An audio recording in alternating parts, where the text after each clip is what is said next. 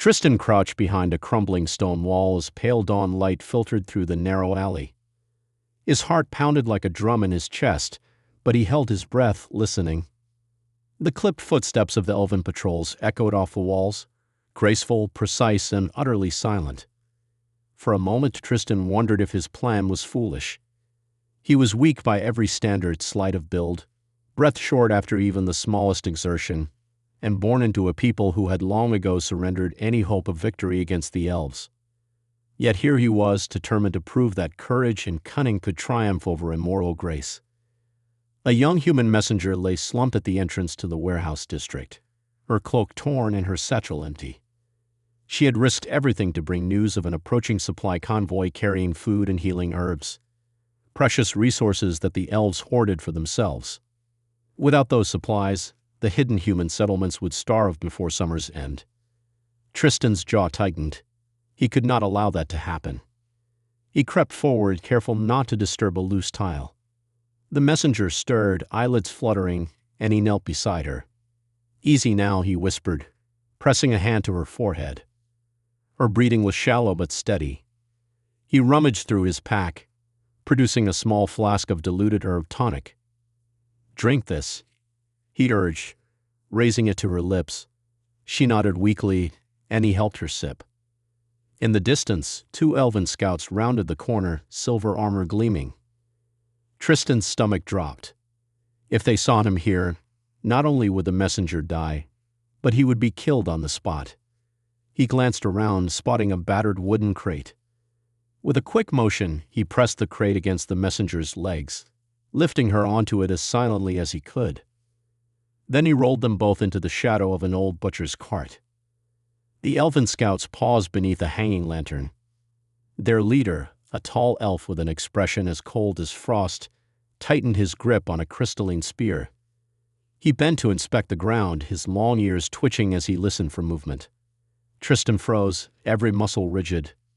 Memories of the elven tutors mocking human clumsiness flashed through his mind. They had called him fragile, incapable, unworthy. But they did not see the strength born of desperation. When the scouts moved on, convinced by the stillness of the alley, Tristan let out a breath he did not realize he held. He eased the messenger from the crate and shifted her so her back rested against the wall. She managed a grateful smile. "You came for me," she murmured. Tristan shook his head. "We must get word to the hidden camp. They need news of the convoy. We cannot wait for rescue." He pressed a finger to his lips as he spoke, remembering the patrols closing in from the other end of the alley. "Stay here," he whispered. "I'll circle around and guide help back to you." She nodded, clutching the flask. Tristan rose, adjusting the pack straps. A flicker of sunlight glanced off his steel dagger. A token of human craft, simple but reliable. With one last look at the injured messenger, Tristan slipped into the maze of back streets. In that moment, he felt the first spark of something fierce and unbreakable.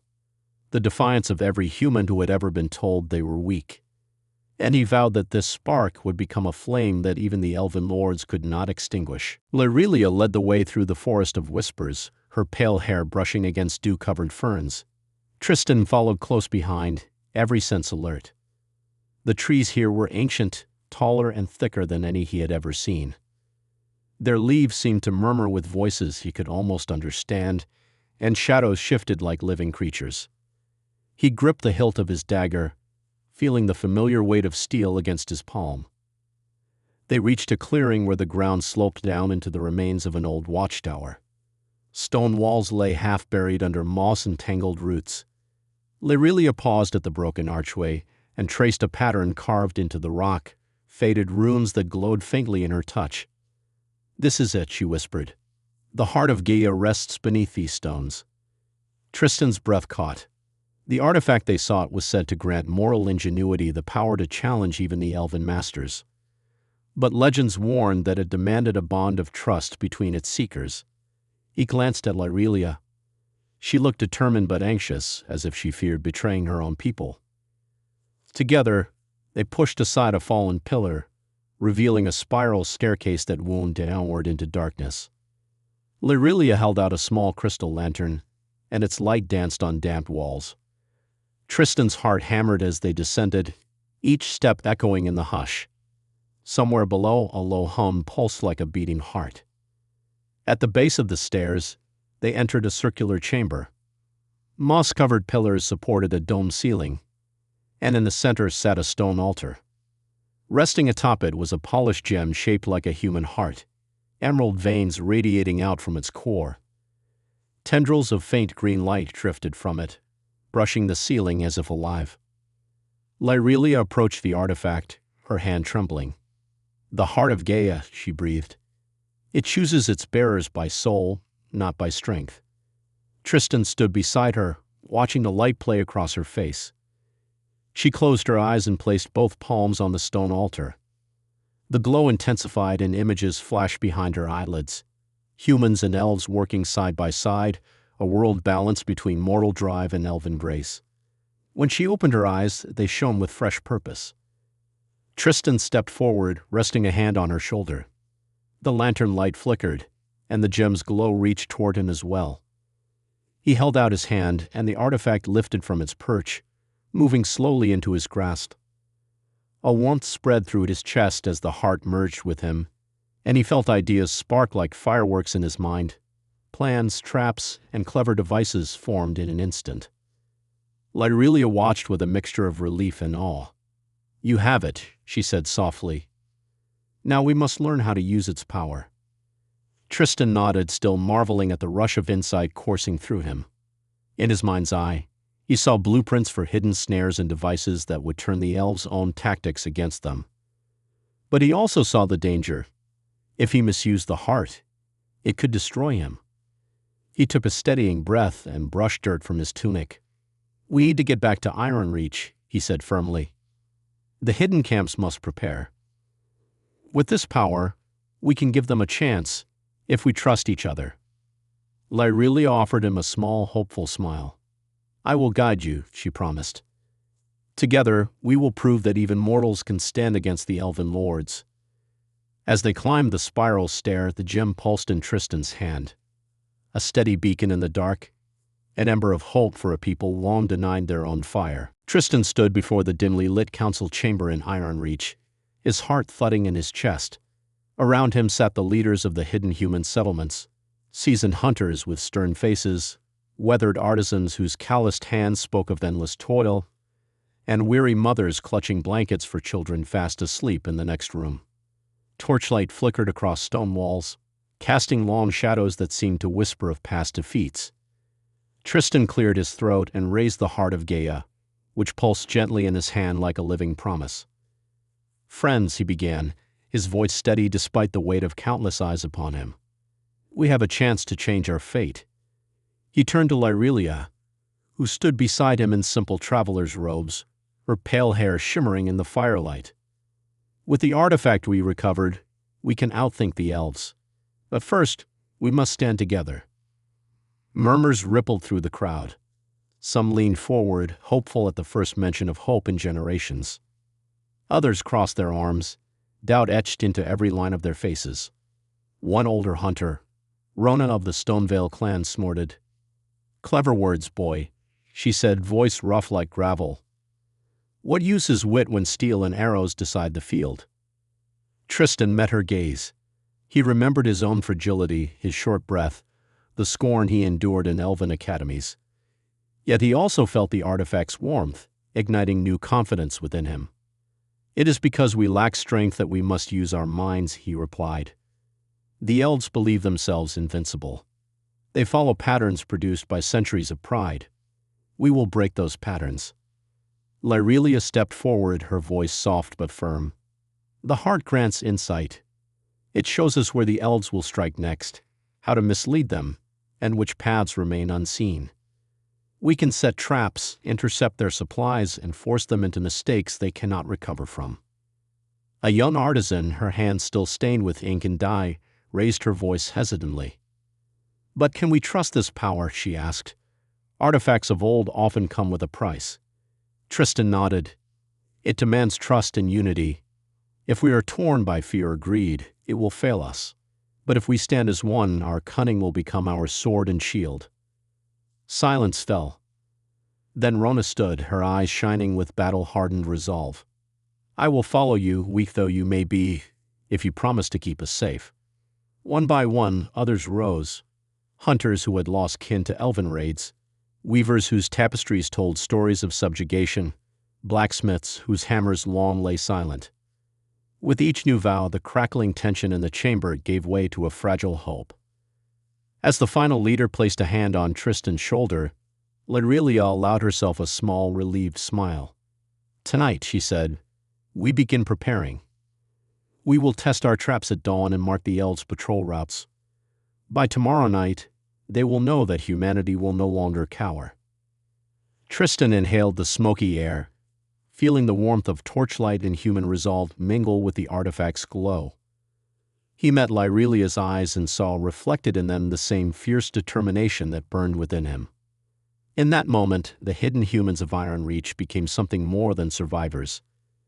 They became believers in a future where even the weakest could shape destiny. And as the council dispersed to ready their people, Tristan knew the ember of defiance he had ignited would soon blaze into a fire no elven lord could quench. Mist lay heavy over the forest road as Tristan crouched behind a moss-covered boulder. The moonlight barely pierced the canopy, turning the path into shifting silver and shadow. Around him, a dozen humans huddled, muscles tense, hands gripping crude spears and handmade slings. Their breaths came in soft puffs, visible in the chill night air. Tristan's heart pounded with both fear and excitement. This was their first true strike against the elven supply caravan. Lyrelia stood at his side, her pale form almost ethereal in the gloom. She held the heart of Gaia close to her chest, its glow faint but steady. "Remember," she whispered, "the first trap is at the fallen oak. Draw them there, then unleash the nets." Tristan nodded, recalling the blueprint that the artifact had shown him. A snare of woven vines coated in tar, hidden beneath dead leaves. A lantern bobbed on the road ahead, the lead elven guard. His silver armor caught the light, making him look like a statue marching toward them. Tristan signaled to Mara, the hunter, who released a small stone from her sling.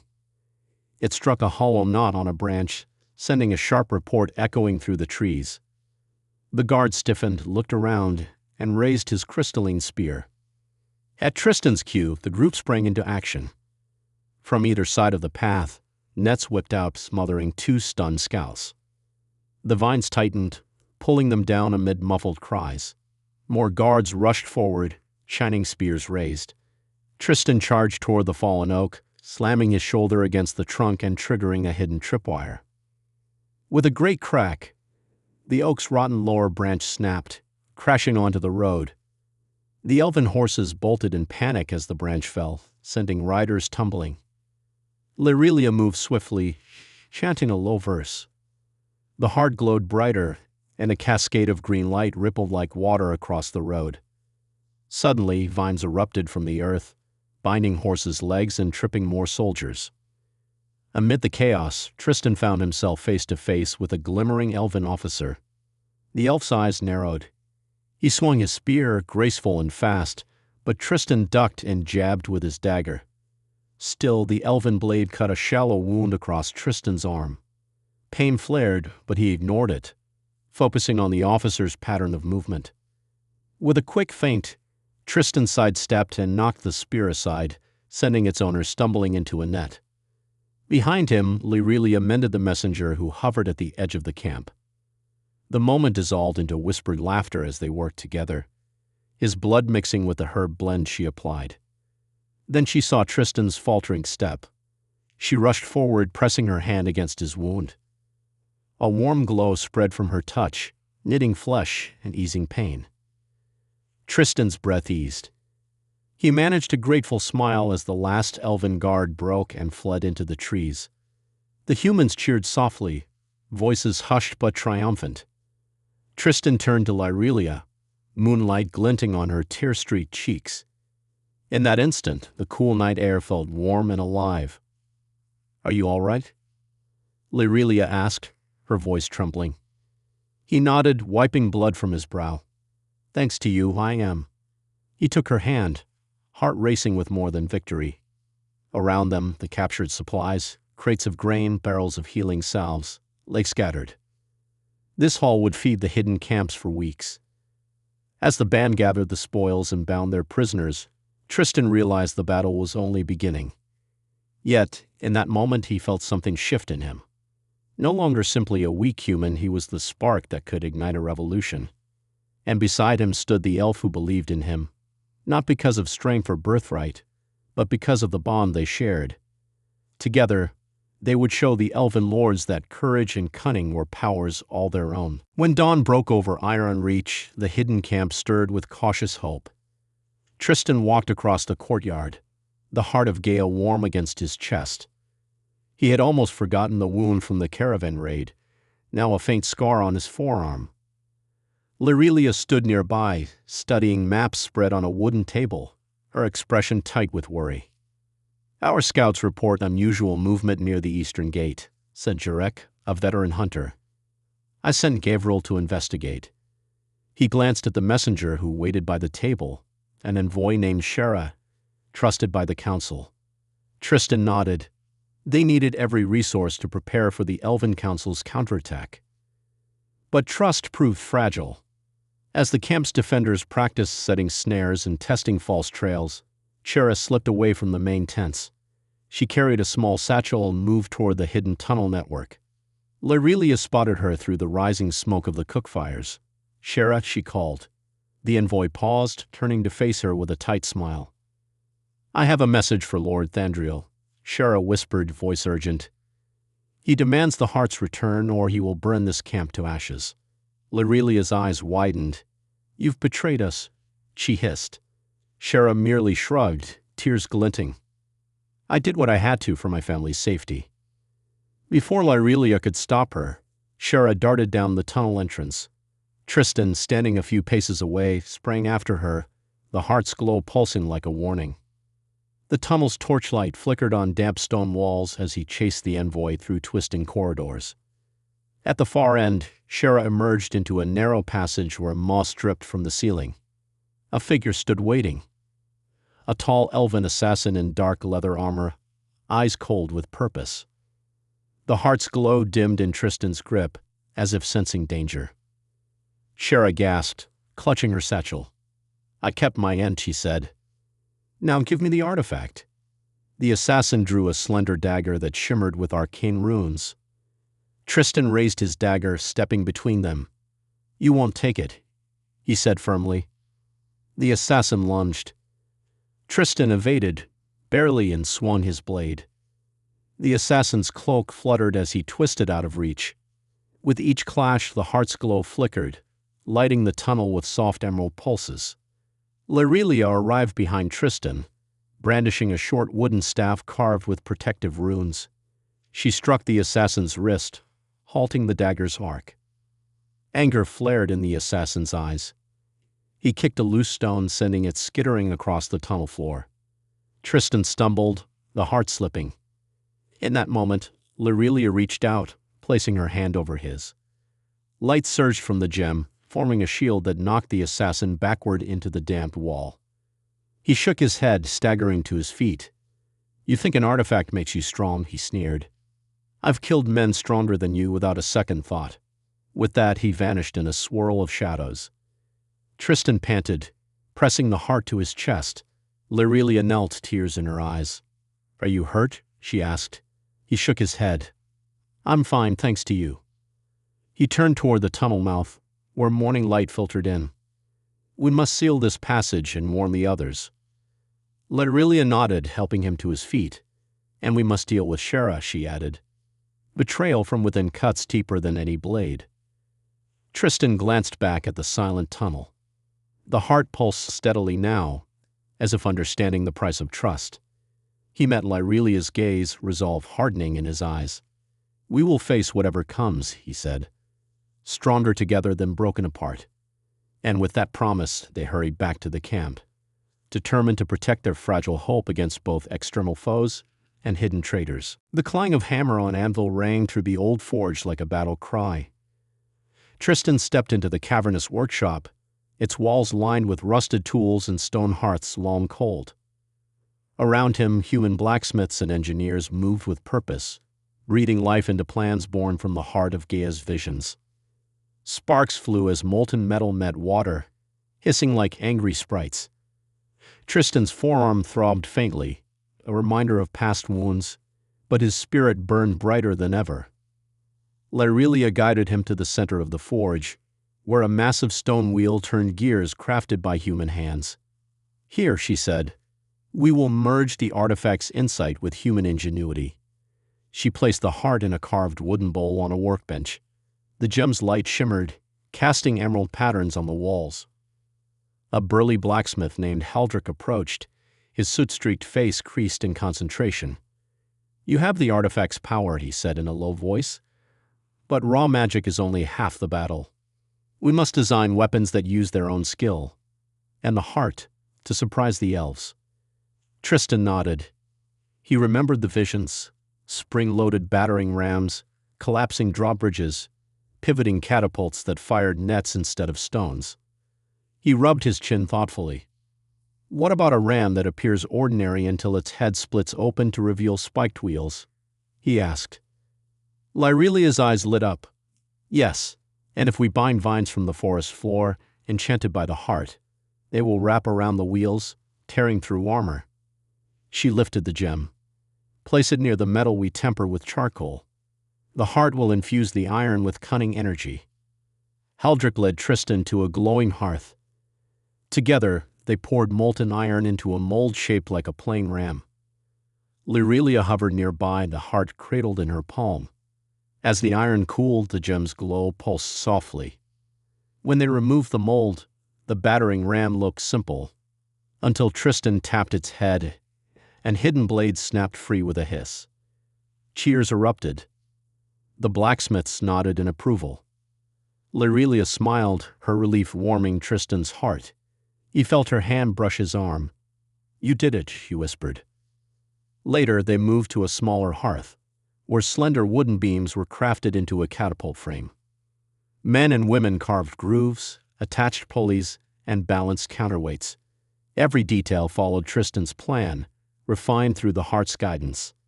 Lyrelia placed the gem beside the completed frame. The wood shimmered, and the ropes glowed like braided silver. "This will launch net bags over the walls, entangling elven guards before they can fire arrows," Tristan said quietly. Lyrelia's gaze met his. She stepped closer, heat blossoming in her cheeks. "You understand their tactics better than any elf," she said softly. "Your mind, it's extraordinary." Tristan swallowed, heart pounding for reasons beyond triumph. He reached out, brushing a lock of pale hair from her face. The forge's torchlight danced in her eyes. Around them, the sounds of creation faded to a distant hum. Lyrelia's hand found his. The heart pulsed warmly, as though blessing the moment. Tristan leaned forward and she closed the gap. Their lips met in a gentle kiss, tender but full of the courage and trust they had built together. Sparks flickered around them, but none matched the spark between two souls united by purpose and by love. As they broke apart, both smiled, breathless. In the forge's glow, surrounded by weapons shaped for a great struggle, Tristan and Lyrelia stood ready, not just as allies, but as partners in a fight that would change their world forever. Mist hung over Lunaret's ivory walls as Tristan surveyed the elven capital from the hidden trench. Before him lay the gleaming city, its towers rising like cathedral spires into the night sky. Lanterns glimmered along ramparts, and armed sentries moved with the grace of predators. Tristan took a deep breath, feeling the heart of Gaia thrum against his chest. At his side, Lyrelia traced the map's corridor of secret tunnels. "Here," she whispered, pointing. We emerged beneath the eastern gate. Haldrick's battering ram waits in the courtyard below. Tristan nodded and turned to the lined faces of the human volunteers. Murmurs rippled through the group as they readied nets, slings, and cloaks dyed to match moonlit stone. Tristan raised his hand. "Remember our plan. The tunnels will carry us past the main guard. Once inside, we trigger the ram. The vines will immobilize their soldiers. Then we strike the guard towers with our catapults." His voice was steady, but inside he felt the surge of both fear and purpose. One by one, the humans slithered through the narrow tunnel. Tristan followed last, Lyrelia beside him, the heart's glow illuminating mossy walls. At the eastern gate, they emerged like shadows. Lyrelia placed her hand on the stone archway, uttered a soft verse, and the drawbridge groaned down into the courtyard. Haldrick lunged forward, pushing the ram into place. Tristan and Mara set the lever. With a thunderous crash, the ram struck the gate. Hidden wheels sprang out, spinning spiked rims that cracked stone and tore through armor. Alarm bells rang above. Torchlight flared on the ramparts as elven guards poured onto the courtyard. Tristan shouted the signal. From hidden recesses, vines shot from the earth, green tendrils wrapping around spears, binding legs and sweeping riders from their mounts. Lyrelia stood behind the ram, raising the heart overhead. A pulse of emerald light rippled across the walls, shattering crystalline barriers that lined the gate. Above them, catapults launched net bags across the battlements. Silk cords wrapped around bowstrings and quivers alike, pinning archers in place before they could loose arrows. Elven cries rang out in confused panic. Tristan ducked beneath a falling beam, scanning for Lord Thandriel's banner of silver and jade. He spotted the elven commander on a balcony above the gate. With Lyrelia's nod, Tristan sprinted toward the central tower. Human archers provided cover, firing small steel bolts that clanged off armor or found chinks in helmets. Inside the courtyard, the hidden artisans emerged, carrying crates of tar and spike projectiles. They hurled them at the guard formations, turning the clash into a maelstrom of human cunning and elven precision. Tristan reached the tower's spiral staircase, Lyrelia beside him. Shouts echoed above as Thandriel's personal guard rallied against the vines. They clashed with human swords and hammers, but the vines held fast. Higher up, Tristan heard the click of fine elven steel. They burst through the tower door into a balcony overlooking the square. Lord Thandriel stood there, spear in hand, eyes alight with anger. His smile was thin. "You dare defy me in my own city?" he demanded. Tristan stepped forward, the heart glowing bright in his fist. "We dare," he replied. "Because humanity will no longer be silenced." Below, the courtyard fell silent as the last elven guards surrendered, vines crawling over their weapons. Tristan met Thandriel's gaze, feeling the weight of history shift beneath his feet. Beside him, Lyrelia's hand found his. Together, they stood on the brink of a new dawn, where human courage and cleverness had finally broken the elven yoke. Tristan stood atop the highest spire of Lunareth. The city stretched out beneath him like a tapestry of silver and ivory. The heart of Gaia pulsed in his hand, its emerald light casting dancing reflections on the carved stone. Across the narrow rooftop, Lord Thandriel emerged, his long cloak whispering in the wind. His spear gleamed under the morning sun, and his eyes held centuries of pride. "You have brought ruin to my city, human," Thandriel intoned, voice hollow with rage. "But you will not claim victory here." Tristan squared his shoulders, steadying his breathing.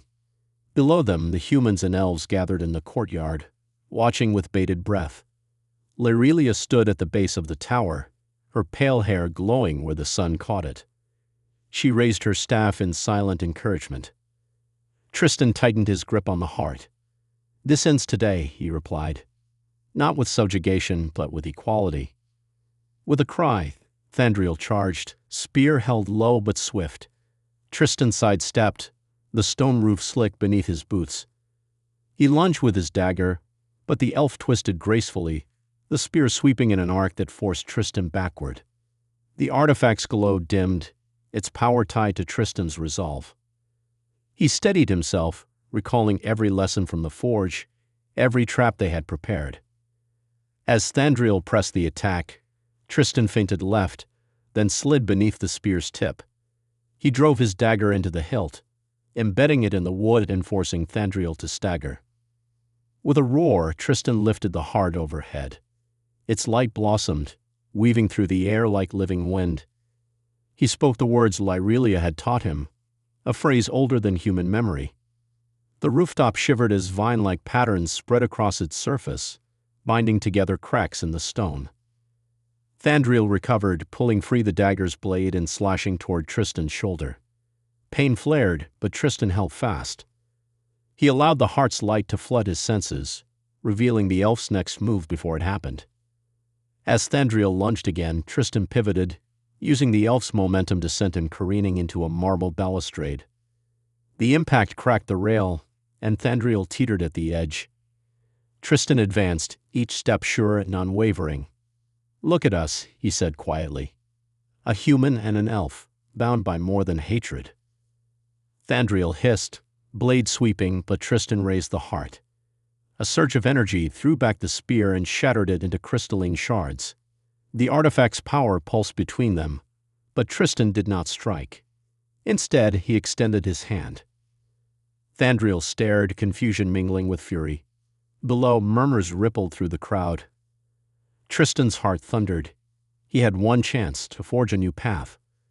Slowly, Thandriel lowered his arm. His shoulders sagged, centuries of arrogance dissolving in an instant. With a tremor, he reached out and grasped Tristan's hand. The emerald light enveloped them both, a symbol of unity shining brighter than a crown. From the courtyard below, cheers rose as humans and elves alike witnessed the moment. Lyrelia wept with relief.